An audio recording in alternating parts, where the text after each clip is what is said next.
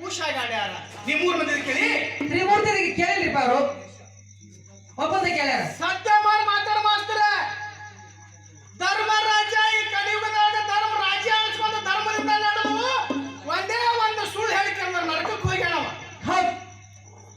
ಸುಳ್ಳು ಏನ್ ನೋಡಿದಪ್ಪ ಅಂತಂದ್ರ ಏನ್ ಹೇಳಿದ್ರಿಪ್ಪ? ಕೌರವರು ಪಾಂಡವರು ಯುದ್ಧ ನಡೆದಿತ್ತು.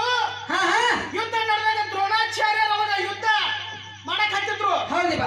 ದ್ರೋಣಾಚಾರ್ಯ ಯುದ್ಧ ಮಾಡಕ್ ಹತ್ತಿದ ಈ ಪಾಂಡವರು ಉಳಿಗಾಡಿದ್ದಿಲ್ಲ. ಹೌದು. ಪಾಂಡವರು ಸಂಹಾರ ಮಾಡಕ್ ಹತ್ತಿದ್ದ.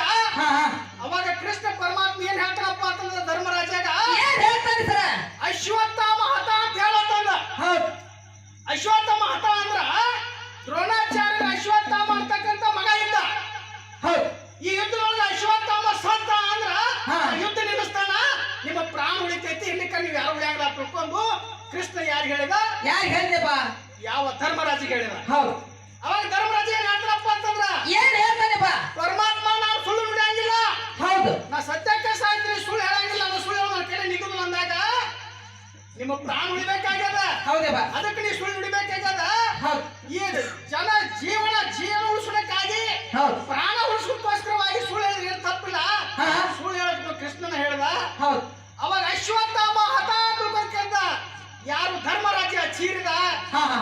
ಅವಾಗ ದ್ರೋಣಾಚಾರ್ಯ ಕೈಯಾಗ ಕಟ್ಗಾಳದ ಹಂಗ ಸಂವಾರ ಮಾಡ್ತಿದ್ರು. ಅಶ್ವತ್ಥಾಮ ಹತ ಅಂತ ಕಿವಿ ಬಿದ್ದ ಕಟ್ಗ ಬೀಸ್ ಹೋಗಬೇಕು. ಹೌದಿಪ್ಪ. ಆ ನನ್ನ ಮಗ ಸತ್ನಲ್ಲ ಅನ್ಕೊಂಡ ಕಟ್ಗ ಬೀಸ್ ಹೋಗದ. ಬೀಸ್ ಹೋಗೋದಕ್ಕಿಂದ ಸೂಕ್ಷ್ಮ ರೂಪ ಧರಿಸಿ ದೇಹ ತ್ಯಾಗ ಮಾಡಿಕರಿಂದ ಸ್ವರ್ಗದಾಗ ಹುಡುಕಾಡ್ತಾನ ಮಗ ಸತ್ತಿದ್ದಿಲ್ಲ. ಅಶ್ವತ್ಥಾಮ ಅಂತಕ್ಕಂಥದ್ದು ಆಣಿ ಸತ್ತಿತ್ತು. ಆಣಿ ಸತ್ತಿತ್ತು. ಆಣಿ ಸತ್ತಿತ್ತು. ಹೌದು. ಅದು ಆಣೆ ಸಾಯ್ಲಿ, ಇವತ್ತು ಅಶ್ವತ್ಥ ಅನ್ನ ಸಾಯ್ಲಿ, ಒಟ್ಟ ಇವ ಸುಳ್ಳು ನೋಡೋದಕ್ಕಾಗಿ ಇವಾಗ ನರಕ ಸಿಕ್ಕಿಯಾಗಿ ಧರ್ಮರಾಜಿಗ ನರಕ ಸಿಕ್ಕದ ಬರೀ ಒಂದೇ ಒಂದು ಸುಳ್ಳು ಹೇಳೋದಕ್ಕಾಗಿ. ನೀವು ಮತ್ತೊಂದು ಸಾವಿರ ಸುಳ್ಳು ಹೇಳಿರು ತಮ್ಮ, ನಿಮಗೆ ಅಂತ ನರಕ ಇಟ್ಟಲ್ಲ ಯಮನ ಯಾರಿಗೂ ಇರ್ಲಿ. ಸಜೋಡಿ ಕಲಾವಂತರು ಬಹಳ ಶಾಣ್ಯರ ಆದ್ರೂ ಅವ್ರಿಂದ ನಾವು 2 ಅಕ್ಷರ ಕಲಿತು ಹೋಗೋಣ.